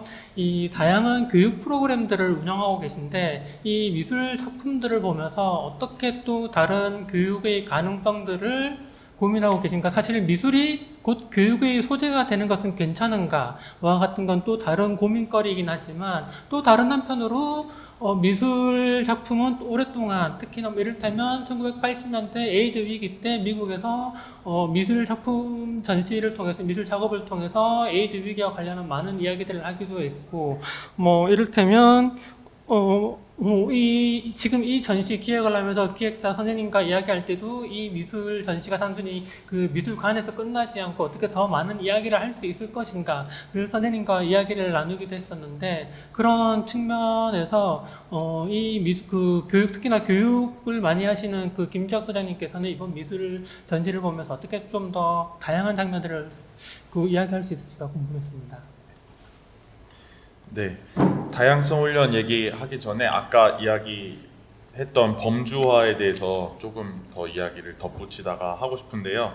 왜냐하면 진짜 불과 며칠 전에 수업 시간에 있었던 일인데 그 성별 이분법과 젠더 체제 얘기하면서 권력관계 얘기하다가 이 고환 유무에 따라서 성별을 이분법으로만 나누고 거기서 간성이 애초에 배제되고 남성이라고 지정을 해주고 여성이라고 지정을 해주고 남성성을 가지고 커야 돼 여성성을 가지고 커야 돼 너는 시스젠더가 돼야 돼 무조건 성기 모양에 따라서 그 성별로 생각해야 돼 그리고 이성에게만 끌려야 돼 그리고 둘이 결혼해야 돼 그리고 애 낳아야 돼 정상가족이라는 거 이뤄야 돼 그리고 거기 들어가지 않는 모든 사람이 다 배제되는 거 그래서 이제 젠더 체제로 모든 이 지정 성별부터 성별 정체성, 성적 지향과 가족의 관계 이것을 다 권력 관계로 분석할 수 있는 것들을 이제 젠더 체제로 말씀을 드리고 있는 시간이었는데 어떤 분이 질문을 하셨어요. 그래서 간성이나 뭐 시스젠더, 트랜스젠더 이런 구분이 분류가 왜 필요한 거냐? 나는 여성으로 받는 차별이나 폭력인 억압이 너무 싫어서 몇 년 전부터 여자가 아니라고 말하고 다니셨다는 거예요. 그래서 그럼 너 뭐냐? 그러면 사람이라고 말하고 다녔더니 사람들이 그게 뭐냐? 말도 안 돼. 너 여자 아니면 남자냐? 트랜스젠더냐? 물어보셨다는 거예요. 그래서 트랜스젠더 아니다. 그냥 사람이다. 그런데 아무도 못 알아들었다는 거예요. 그래서 이 구분이 범주화라는 게 필요하냐? 이렇게 질문하셔서 자신을 정체화할 수 있는 이름과 언어가 필요하기 때문에 그리고 현재 차별이라는 현실이 있기 때문에 그 현실을 설명하기 위해서 필요한 거지 사람을 일부러 구분하려고 구분되어 있는 게 맞기 때문에 옳기 때문에가 아니라 궁극적으로는 아까 말씀하신 것처럼 구분이 아예 없는 세상이 되는 것이 좋겠지만 사실은 지금은 구분 없는 세상으로 가자 나는 뭐 네 성기 모양 안 궁금해 또는 나는 네 피부 색깔 안 궁금해, 나는 컬러 블라인드야, 막 이런 사람이 있거든요. 나 색깔 안 봐, 인종차별 없어, 이런 사람이 있거든요. 그런 사람들은 오히려 이 현실을 인정하지 않으려고 그런 말을 하는 가능성이 크다는 거죠. 인종도 사실은 휴먼 레이스 사실 하나밖에 없습니다. 레이스라는 게 백인, 흑인, 황인 이런 레이스가 아예 없습니다. 그래서 휴먼 레이스 하나밖에 없는 건데 인종차별이라는 현상이 있기 때문에 그걸 설명하기 위한 사회학적인 용어가 필요한 거고 나의 언어가 필요한 거죠. 그래서 많은 퀴어분들이 당연히 이해하시겠지만 내가 나를 소개할 수 있는 이름과 언어가 생길 때 굉장히 기쁘죠. 뭔가 해결되고 정체화할 수 있는 거, 다른 사람들과 연결된다. 나가 혼자가 아니라는 거. 그런 것들을 느끼기 위해 필요한 것이다 라고 말씀을 드렸더니 매우 좋아하셨습니다. 몇 년간의 고민이 해결됐다 하시면서. 비장애인과 장애인도 사실 생각해봐도 마찬가지죠. 그래서 비장애인들만이 내가 정상이고 내가 표준이라고 말하기 위해서 장애인을 비정상이라고 규정을 하는 거죠. 그래서 그들이 비정상성을 가지고 뭔가 결핍된 존재로 살아가게 만들 때 이 자원을 분배해주지 않아도 당연해지는 거예요. 그게 합리화가 되는 거죠. 그렇기 때문에 내가 더 많은 걸 가져도 차별이 아니라 이성적인 거고 합리적인 것처럼 설명이 되기 때문에 우리가 그런 현상을 이야기하기 위해서 어떠한 주의, 뭐 인종주의, 남성 중심주의, 시스젠더 중심주의, 비장애인 중심주의라는 것을 이야기하는 거지 일부러 말을 어렵게 하기 위해서나 아는 척하기 위해서나 뭐 사람을 구분짓기 위해서 하는 게 아니다. 그래서 저희는 그런 것들을 설명할 때 사실 수많은 정체성을 함께 이야기할 때 효과가 좋더라고요. 다들 선생님들 이해하시겠지만 남성들이 여성차별 얘기하면 싫어합니다. 이해를 못하고 나 특권 없는, 남성 특권이라는 게 어딨어, 나도 살기 힘든데 이러잖아요. 성소수자 얘기도 비성소수자들이 잘 못 알아듣습니다.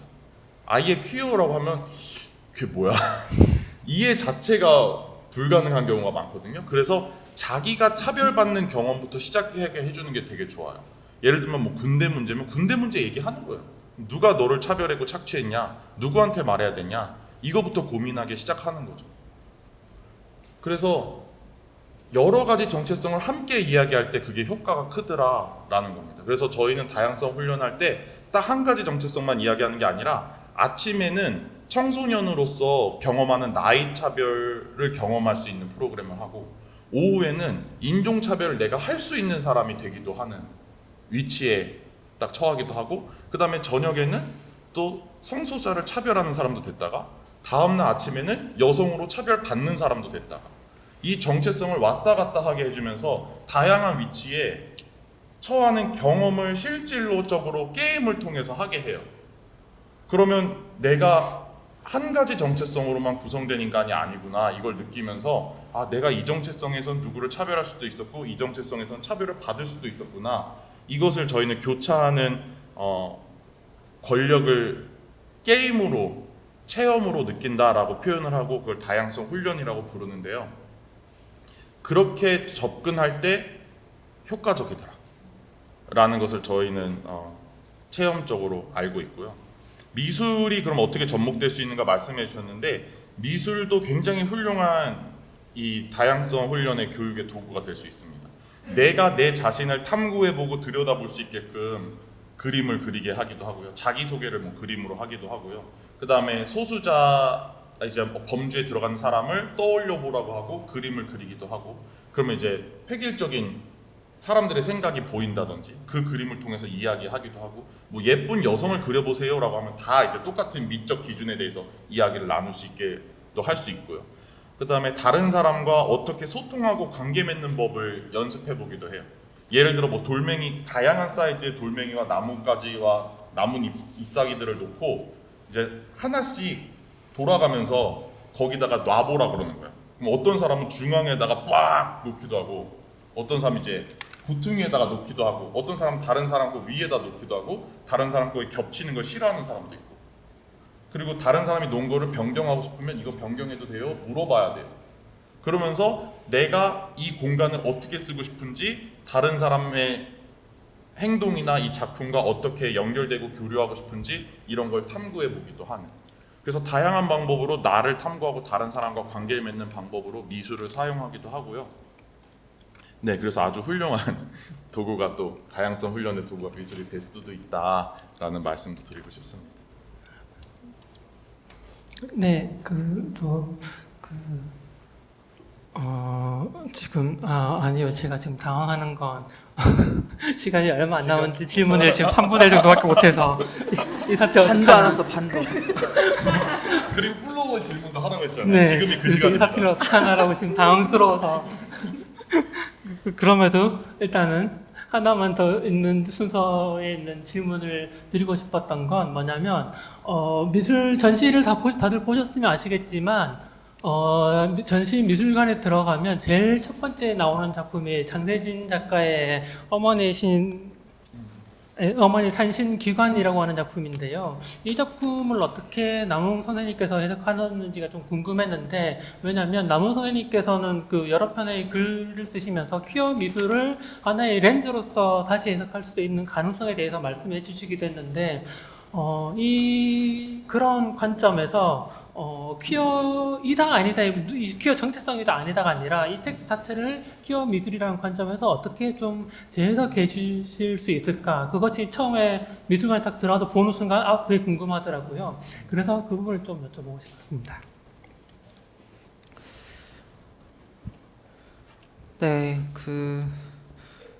이게 한국계 미국인, 그러니까 한국계 외국인 이런 작가들의 감수성일지는 모르겠는데, 아까 이제 말씀해 주셨던 게 나를 정말 보호하고 나에 대한 안정감을 찾기 위해서는 정말 나를 지지해 줄 수 있는 언어나 아니면은 뭐 담론이 될 수도 있고 대도가 될 수도 있고 가족이 될 수도 있고 동료가 될 수도 있겠죠. 아무튼 뭐 미술의 언어로는 지지체가 될 수도 있고 아니면 인프라가 될 수도 있고 그런 것들이 좀 필요한 것 같아요. 그래서 그러니까 뭔가 자기의 역사, 자기의 계보를 찾아가는 그런 작업들을 하는 작가들이 꽤 있거든요. 근데 이제 그게 없을 때는 정말 내 역사도 없고 뭣도 없고 할 때는 그냥 뭐 이게 작가마다 선택은 다르겠지만은, 그러니까 지금 이 말씀하신 어머니 산신 기관처럼 뭔가 설화, 신화 이런 좀 샤머니즘적인, 토템적인 이런 소재들을 찾는 경우들도 있는 것 같아요. 그러니까 좀 네, 그래서 이제 그 산신이라고 하면은, 그러니까 우리나라에 이제 되게 그 아들을 낳아야 한다는 그런 정말 한설이고 위계적이고 폭력적인 이런 역사의 어떤 산물이기도 하잖아요. 근데 또 네, 그래서 이제 네, 그래서 이제 뭐 아들을 점지해 달라 이런 식의 어떤 기도를 해야만 했던 이런 어떤 배경이 있는데, 이것을 좀 비튼 거죠. 그러니까 그 산신은 산신인데, 그러니까 이 맥락은 그거잖아요. 그 3세계의 부모들이 정말 자기의 의사와 상관없이 아니면 자기가 그렇게밖에 선택할 수밖에 없는 상황에서 아이를 입양을 시키고, 그러니까 그랬을 때 이들을 뭔가 찾지 못하거나 찾기 위해서 고군분투를 하는 이런 상황들. 그러니까 여기에 대해서 뭔가 그 산신이라고 하는 그 기복신앙의 대상, 이게 이제 여기서는 조금 다른 맥락으로 접근이 됐던 것 같아요. 그러니까 계속 박탈을 말씀드리는데, 그 박탈이 정말 내가 찾기 위한 고군분투가 될 수도 있고 체념이 될 수도 있고, 그래서 그게 상처로 남을 수도 있는데, 어쨌든 산신이라고 하는 이 대상을 통해서 내가 뭔가 치유를 바라거나 아니면 내가 찾지 못하는 누군가의 그 나의 자녀가 될 수도 있고 그들에 대한 안녕을 바라거나 이런 식의 좀 네, 변형을 좀 가하셨던 것 같아요. 그래서 이제 그런 몇 가지의 지금도 계속되고 있는데 그런 사례들을 계속 모으고 작업을 하고 있잖아요. 그래서 그 입구에 딱 보시면은 뭔가 그 네모난 그 폐쇄 공간 안에서 뭔가 계속 궤도를 돌면서 멍을 때리게 만들 수밖에 없는 이런 어떤 장치들이 있잖아요. 저는 그거를 보면서 그 행성의 그 궤적을 그렇게 그려 나가는 것이, 그러면서 이제 음성 언어가 나오고 요게 뭔가 한편으로는 되게 이제 집중을 하게 만든다는 생각이 들었는데, 또 한편으로는 이게 개인을 계속 고립시킨다는 생각도 들었어요. 그러니까 개인과 나로서 뭔가 나의 이 상처나 한설인 어떤 사연들을 얘기하거나 해결할 수 있는 방안이나 장치들이 없을 때 그냥 산에 있는 신한테 비는 거죠. 그래서 결국에는 정말 비실체적인 어떤 존재를 앞에다가 두고 그냥 계속 이제 이 양자간에 결국에는 자기가 그냥 그냥 자기 자조적인 어떤 이야기를 하는 것일 텐데 그런 이야기를 하는 게 되게 개인적으로 그냥 계속해서 프레이밍을 하는 건 아닌가라는 좀 의심도 들기는 했어요. 그러니까 이 작가가 이 여성을 만나면서 뭔가 이야기를 듣는 것도 하나의 연대라고 볼 수 있는 거잖아요. 그랬을 때 이제 이 사람이 어쨌든 생존을 해 나가기 위해서는 뭔가 이 사람을 지지해 주거나 이 사람을 지탱해 줄 수 있는 뭐 마을 공동체가 될 수도 있고 아니면은 뭔가 다른 어떤 기관이 될 수도 있고 아니면 뭐 다른 시민사회 운동이 될 수도 있고 여러 가지가 있을 텐데 좀 이런 맥락들을 좀 의도적으로 좀 삭제하고 있는 건 아닌가라는 생각이 들었어요. 그러니까 그렇기 때문에 좀 더 이 궤도가 돌아가는 이 모양이 조금 더 단조로워질 수밖에 없진 않았을까라는 생각도 들었고 그게 이제 저는 그 다음에 질문까지 그냥 엮어서 말씀을 드리면은 곽영준 작가의 작업도 저는 조금 비슷하다는 생각이 들었거든요. 이제 두 분은 이제 좀 인권의 관점에서 말씀을 하실 테니까 저는 좀 미술 비평의 언어로 좀 이야기를 한다면은 곽영준 작가의 이제 설치작들을 보면은 설치작이 있고 그리고 영상 작업이 있잖아요.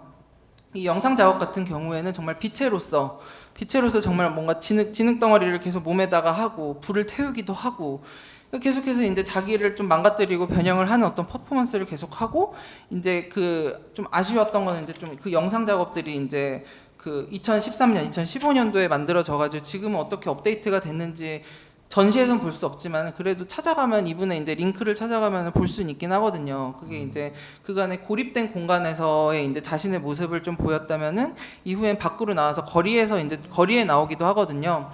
그게 조금 달라졌으면 달라진 공간이라고 할 수 있을 것 같은데 일단 영상을 좀 먼저 말씀을 드리면은 그러니까 그 고립된 공간, 그 중산층의 어떤 주택 같은 공간에 본인이 이제 침대 위에 놓여져 있잖아요. 근데 그게 이제 바깥의 어떤 자신을 향한 위계적인 시선이나 아니면 차별이나 이런 것들로부터 고립을 자신이 자처하면서 안으로 이제 좀 자신의 안전을 좀 취할 수 있는 이런 공간에 대한 이야기일 텐데 그것마저도 그 안에서도 이 사람이 적응하지 못하고 뭔가 계속해서 비껴낼 수밖에 없는 이 중산층의 공간, 주택 공간을 계속 이제 이야기를 하는 것 같은데 여러분들은 어떻게 보셨는지 모르겠는데 의외로 되게 그 미장센이 이 곽영준 작가랑 잘 어울린다는 생각이 들었어요. 의외로. 그러니까 이것은 뭘까?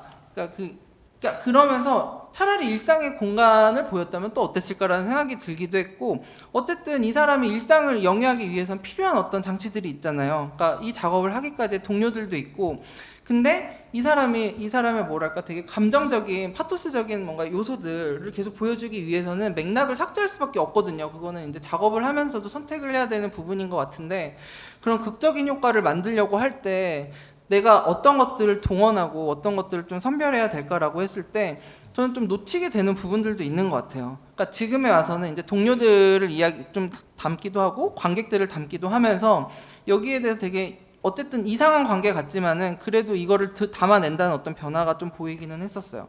근데 이제 설치로 넘어오면은 이게 저는 여러분 어떻게 봤는지 모르겠지만은 저는 이분의 작업은 되게 두 갈래의 맥이 있다는 생각이 들었는데 하나의 축은 정말 비체적인 어떤 몸을 보여주는 이게 그런 뭔가 정말 바닥을 치는 것 같은 자신의 애써 바닥을 치려고 하는 이런 모습을 보여주는데 다른 한편으로는 정말 압착이 된 껍데기만 남은 이런 모습을 또 보여주잖아요. 그러니까 압착이 되다 보니까는 이제 뭔가 이 성별을 알아볼 수 없고 의도적으로 성별을 지우고 여기에 이제 스파르타나 아니면은 헤르마프로디토스 이런 어떤 신화적인 소재들도 갖고 오면서 이제 그런 이야기들을 하는데 그 외피와 그 내부의 어떤 신체 사이에 이런 어떤 배치를 어떻게 하고 있는가 이런 것도 좀 볼 수 있겠다는 생각이 들어요. 근데 이제 보시면은 그분의 이제 작업에서는 되게 공통적으로 캐스팅을 이제 하죠. 캐스팅을 하고 되게 납작하게 만드는데 여기에서 손이나 발 아니면 얼굴 같은 부분들은 정말 구체적으로 계속 남아요. 그러니까 이게 뭔가 그림자처럼 남거나 하더라도 계속 남고 있는데 이게 뭘까? 그러니까 이분의 이제 되게 몸이 인정받지 못한 몸이고 그리고 이제 사회에서 뭔가 인정받지 못하는 신체 외양을 가지고 있어. 근데 어쨌든 간에 그 장세진 작가가 계속 가지고 있었던 이 제가 말씀드렸던 이런 지지체, 인프라 이런 것들이 뭔가 신체의 어떤 지표는 아닐까? 정말 고정적으로 이 사람이 계속해서 남기고 싶어 했던 것은 아닐까? 이게 정말 유령처럼 캐스팅이 됐고 그림자만 남고 했더라도 뭐 계속 이 사람이 계속 남기고 싶어 했던 건 뭘까? 좀 그 구심력이랑 원심력을 같이 좀 보게 됐던 것 같아요. 근데 그럼에도 그 과정에서 내가 이 작업을 하기 위해서는 어떤 맥락들을 소거하고 선별해 낼 것인가, 이거를 또 관객들에게 보여줄 것인가, 그게 좀 이제 지금 작업하는 사람들한테도 좀 많이 시사하는 바들이 있는 것 같은데, 그러니까 그러니까 이런 맥락들을 같이 보면서 이거를 또 형식으로 만들어내는 게 이제 지금 이제 시각 예술을 하는 분들한테는 좀 큰 과제가 아닌가. 그러니까 형식만 취하는 것도 아니고 그렇다고 나의 서사만 이야기하는 게 아니라 이 나의 서사를 형식으로 좀 시각 예술의 형식으로 만들어낼 수 있는 게 좀 지금의 이제 좀 지금을 살고 있는 이 작가들에게는 조금 과제가 아닐까라는 생각이 좀 들었어요. 네. 네, 말씀 감사합니다. 그 다른 두 선생님들은 혹시 곽영준 작가의 작품들을 어떻게 보셨는지 먼저 이야기를. 네네. 저는 사실 제가 계속 모든 게 뭉뚱그려지는 것들에 대한, 그러니까 다 흩어지거나 다 뭉쳐지거나 뭔지 알 수 없는 것들에 대한 생각을 사실 곽영준 작가님의 작품을 보면서 더 많이 생각을 할 수 있었는데요. 이분이 처음에 이렇게 몸을 되게 단편적인 몸들을 계속 보여주시잖아요. 그리고 기본적으로 알고 있는 이분이 트랜스젠더 작가라고 하는 부분, 그리고 그래서 어떤 몸을 보여주는 것이 사실은 트랜스젠더의 몸인가, 나의 몸은 트랜스젠더의 몸과 무엇이 다른가, 혹은 같은가, 어느 선까지 보여주는 것을 우린 트랜스젠더를 아까 말씀드렸듯이 이해해야 하는가, 나는 트랜스젠더가 정말 아닌가, 혹은 그분은 정말 트랜스젠더인가, 이것을 우리가 판단하고 제자하는 것이 아니라 이 몸에 대한 범주와 의미를 우리는 어떤 것을 보고 어떻게 판단해야 되는 것인가를 사실은 다시 한번 생각하게 되는 작품들이었고, 사실은 몸이라고 하는 것이 어떤 것도 판단할 수 없게 하는 것이기도 하다라는 생각을 다시 한번 보여주셨던 것 같아요. 특히나 저는 그 영상 작품들, 이렇게 불을 태우고 이게 진흙 뚝뚝 떨어뜨리는 것들을 보면서는 또 이걸 제가 나중에 이 설명을 읽어봤답니다. 읽어봤더니 이제 이거 퇴마적 의식, 뭐 이제 혐오적인 태도를 저항의 움직임, 뭐 이런 식의 것들을 이야기를 하셨는데, 저는 천천히 불사르기라던가 이제 진흙을 떨어뜨리는 마치 그렇게 이런 것들을 사실 천천히 나를 계속 불사르고 있더라도 그것과 관계없이 나는 계속 나로 존재하고 있고, 내가 몸에서 진흙을 떨어뜨리든 떨어뜨리지 않든 간에 내 몸에 어떤 변형이 있든 없든 간에 역시 나의 존재는 그것과 관계없이 계속 존재하고 있다라는 것들을 그 작품에서도 계속 연관적으로 보여주고 있다라는 생각을 계속 하게 되면서, 이제 그렇죠. 도대체 이놈의 몸을 뭐길래 루이님이 사실 제 질문지에 그렇게 써주신 질문지가 있어요. 질문지를 주셨는데, 캔디님은 트랜스젠더 운동을 하면서 몸의 변형을 생각해 보셨던 사람으로서 라고 이게 써놓은 게 있는데, 그러니까 제가 트랜스젠더 인권단체 활동을 굉장히 오래 했었고, 트랜스젠더 단체에 있는 비트랜스젠더 당사자로 활동을 하면서 내 몸과 내가 트랜스젠더라는 정체성을 가지고 있지 않은 것에 대한 굉장히 많은 고민을 하면서 실제로 상담 전화를 굉장히 많이 받는데, 전화를 막 열심히 받다 보면 그런데 제가 그래서 당사자분하고 통화를 하고 싶어요, 이런 얘기를 되게 많이 듣는 거예요. 그러니까 당사자분이 생각하는 본인의 몸에 뭐 예를 들어 호르몬을 하면서 그 변화에 대한 이야기를 같이 나누고 싶고, 나의 정체성에 대한 확언을 좀 더 받고 싶고, 이 경험에 따른 확언을 받고 싶은데 나는 내가 그걸 해줄 수 있다고 생각하는데 그분의 입장에서는 그게 아니고, 그렇다면 나는 좀 더 내가 이 트랜스적인 경험이라거나 당사자에게 이야기할 수 있는 관계망을 맺기 위해 진짜로 진심으로 호르몬을 해봐야 되나 보다 라고 진짜 심각하게 고민을 했었거든요. 왜냐면 내가 트랜스젠더 활동가이고 이 몸을 변형한다고 하는 것이 어떤 의미이고 어떤 느낌으로 다가오는지를 좀 끊임없이 고민해야 된다고 생각했던, 물론 하진 않았고요. 네, 내가 할 것은 아니었기 때문에 이런 고민들을 하게 되면서 그 고민들이 이 작품들을 보면서 계속 연결이 되었던 것 같아요. 어떤 변형까지 나는 생각을 하는 게 그게 내 삶이나 혹은 내 주변의 트랜스나 내가 트랜스함이라고 하는 것과 어떻게 연결이 될 수 있나? 그런 고민들을 좀 끊임없이 할 수 있었던 작품들이었습니다.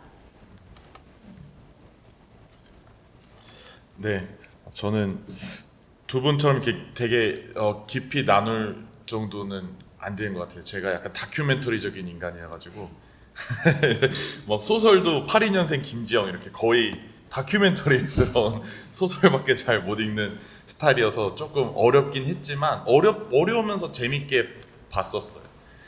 특히 저는 아까도 몇 번 얘기했던 이 껍데기라는 단어가 제일 많이 떠오르는 작품들이었는데 그래서 이 뭐 제가 봤을 때는 이 조각에다가 이제 질에다가 음랑을 고안을 같이 붙여놨다든지 그런 모습으로 다양한 몸을 상상하게 또 간성을 보여준다거나 다양한 몸을 상상하게 하는 방식을 쓰셨던 것 같고 또 그리고 이제 약간 전신 조각 같은 거였는데 얼굴을 이 생식기 있는 부분에다가 얼굴을 이제 뒤집어 놨던가 이게 그렇게 얼굴을 그쪽에 배치하셨거든요. 그래서 마치 우리가 성기 모양만 보고 사람을 판단한다 또는 성기 모양을 너무 중요하게 생각한다 라는 생각으로 얼굴을 거기 두셨나 라는 생각을 하기도 했고 우리 첫 번째 질문에서 얘기했던 그 버자이나 질 작품도 되게 주요하게 잘 봤는데요. 특히 영상 작품들은 제가 잘 어려웠어요. 그래서 무슨 말씀을 하시는지 모르겠다 하면서 이제 선생님들 말씀을 듣고 싶다 이러면서 왔는데 그런 의미들로 생각해 볼 수 있겠구나라는 또 생각을 하면서 저는 껍데기와 좀 본질을 고민하게 하고 싶지 않으셨나 이렇게 생각하면서 봤습니다. 네, 두 분 말씀 감사드립니다. 캔디님께 그 질문까지 의도한 건 아니었으나 네, 아무튼 중요한 말씀 해주셨고 혹시 시간이 거의 다 끝나가는 상황이라서 질문이나 이건 하시고 싶은 궁금하거나 어떤 작품에 대한 해석을 요청드리는 건 좀 과하구나. 네, 하지만 뭔가 작품에 대한 해석은 본인이 알아서 가져가는 게 제일 중요하다고 생각해서 혹시나 뭐 궁금하거나 들으시면서 좀 더 듣고 싶으신 내용이 있으시거나 하신 분 계실까요? 네, 듣다가 그 어쨌든 자기의 서사를 시각적으로 풀어내는 것이 지금 현대 작가들이 해야 하는 고민이 아닌가라고 말씀을 해주셨을 때 저도 맞다 하면서 생각하고 있었는데 사실 근데 시각적 형식으로 풀어내는 거는 언제 어떻게든 할 수 있다고 생각해요. 뭐 간단하게라든지 제가 살아가고 있는 현장을 사진으로 찍어서 만든다든지 이런 식의 것은 가능하지만 제가 생각하는 건 그것을 어떻게 시각적 형식으로 풀어내느냐가 제일 중요하다고 생각하는데 뭐 어떻게 하면 좋을까요? 이렇게 질문을 드리고 싶은 건 아니에요. 그거는 어쨌든 개개인의 방식이지만 어쨌든 우리가 고민해야 되는 거는 그 어떻게를 고민해야 되는 거 아닐까라는 생각이 좀 들었습니다. 저 그냥 하나만 이제 말씀을 드리면은 이게 그냥 작가들만 고민해야 되는 문제는 또 아닌 것 같아요. 그러니까 나의 서사를 시각적으로 보이기 위해선 당연히 뭐 그걸 보일 수 있는데 이거를 보이는 방식은 또 다를 수 있잖아요. 정말 설명적으로 보일 수가 있고 아니면 이거를 좀 외부의 문법에 맞게 이거를 좀 번안을 하거나 번역을 해서 또 보여주는 방식이 있잖아요. 근데 퀴어들의 서사도 좀 비슷한 것 같아요. 뭐 퀴어뿐만이 아니라 그러니까 나의 이야기가 이야기를 하지만 사실 이건 나만의 방언일 수 있잖아요. 우리들끼리만 아는 퀴어 방언들.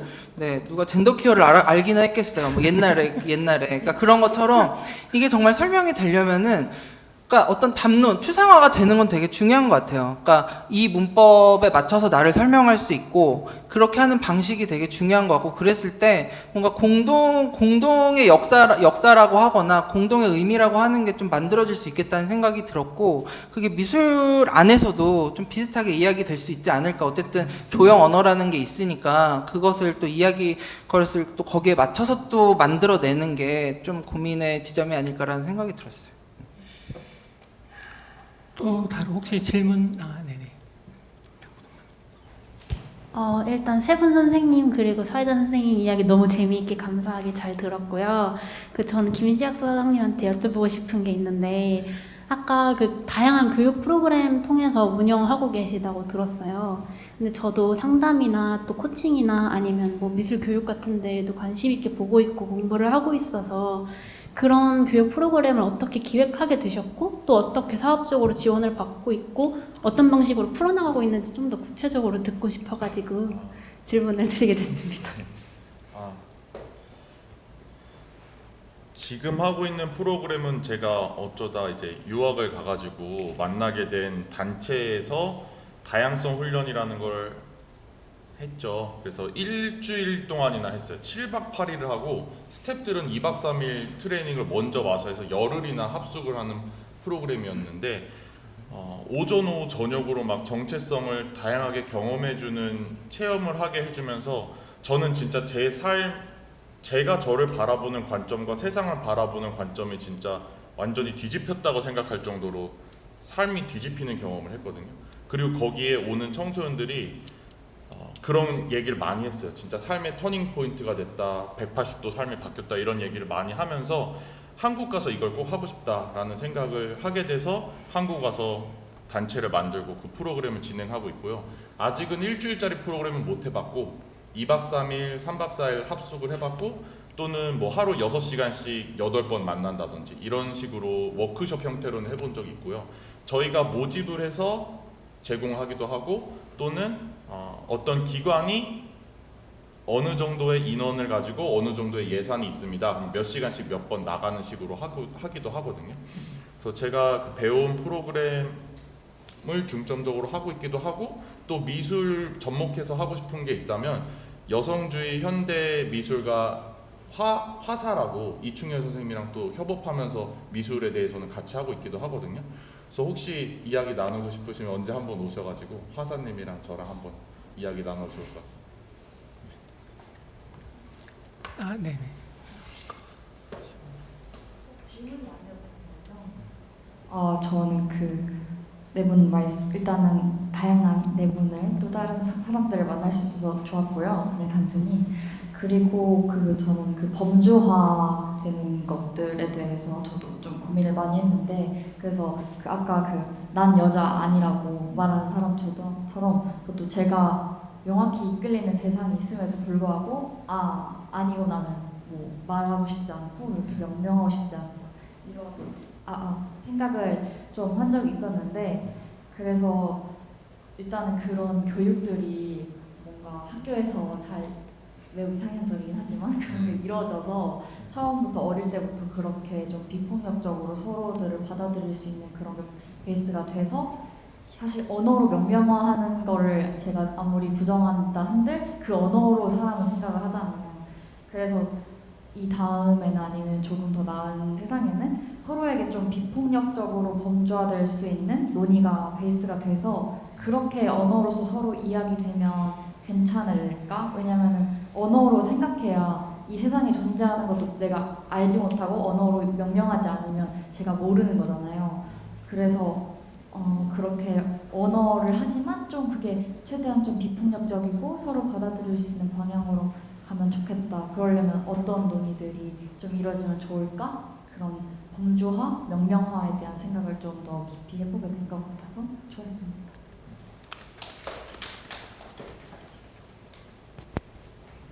시간이 지금 많이 흘러서요. 혹시나 이제 슬슬 정리를 해야 되는데 세 분 선생님께서 준비해 오신 많은 이야기에 지금 반도 못 하셨는데 혹시나 마지막으로 꼭 이런 이야기는 하고 싶다. 혹시 그런 이야기가 이 이야기는 내가 꼭 하고 가려고 준비해 놓은 게 뒷부분에 있다. 뭐 그런 거 있으실까요?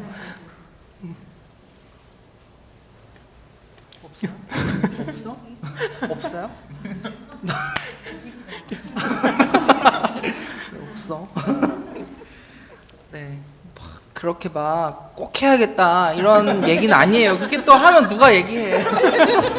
아무튼 네 그냥 감상. 네 저는 이제 이런 자리가 좀 네, 새로웠어요. 이렇게 활동가로서 그리고 평론을 하는 사람으로서 얘기를 하는 게 좀 새로웠는데 그냥 다시 앞으로 와서 그러니까 All About Love라고 하는 게 되게 나중에 어쨌든 베룩스는 영성을 이야기하잖아요. 그러니까 과연 우리에게 영성은 어떻게 가능할까? 좀 그런 거를 좀 곰곰이 생각해 보게 했던 전시인 것 같아요. 그러니까 다들 이제 영성이 정말 힘든 상황들을 이제 계속해서 전시를 하고, 그러니까 뭔가 이 사람의 인생의 정말 바닥 같은 것들을 계속해서 보여주는데 정말 이렇게 자기의 틈 같은 게 보이지 않고 그 자체가 자기가 정말 틈일 수밖에 없는 이런 상황에서 그러니까 그런 불가능한 상황에서 영성은 어떻게 가능할까? 그러니까 이것도 저는 그러니까 그런 영성에 대한 좀 편견을 또 깨는 그러니까 좀 시도가 아닐까라는 생각이 들었어요. 그러니까 정말 그러니까 왜 사람이 그런 거 있잖아요. 정말 우울하고 좀 앞도 안 보일 때 그러니까 세상이 정말 투명하게 보이는 어떤 상황들 그런 것들을 보면서 이제 좀 그러니까 옆에 있는 관계나 아니면 나의 몸을 다시 바라보게 된다거나 이런 어떤 좀 잠깐의 각성 같은 것도 좀 주게 하지 않았나라는 생각이 들었고 좀 그런 점에서 이제 좀 이번 전시들을 좀 잘 보셨으면 좋겠다는 생각이 들었습니다. 두 분은 어떻습니까? 왜 지금 마지막에 해주셨던 답변이 아마도 제가 그 거의 마지막 질문 부분에서 사랑으로 다시 두 작가의 작품을 어떻게 읽을 수 있을까라고 드렸던 질문과 연결해서 해주셨던 답변인 것 같고요. 시간이 많이 하셨네요. 네. 근데 짧게 하죠.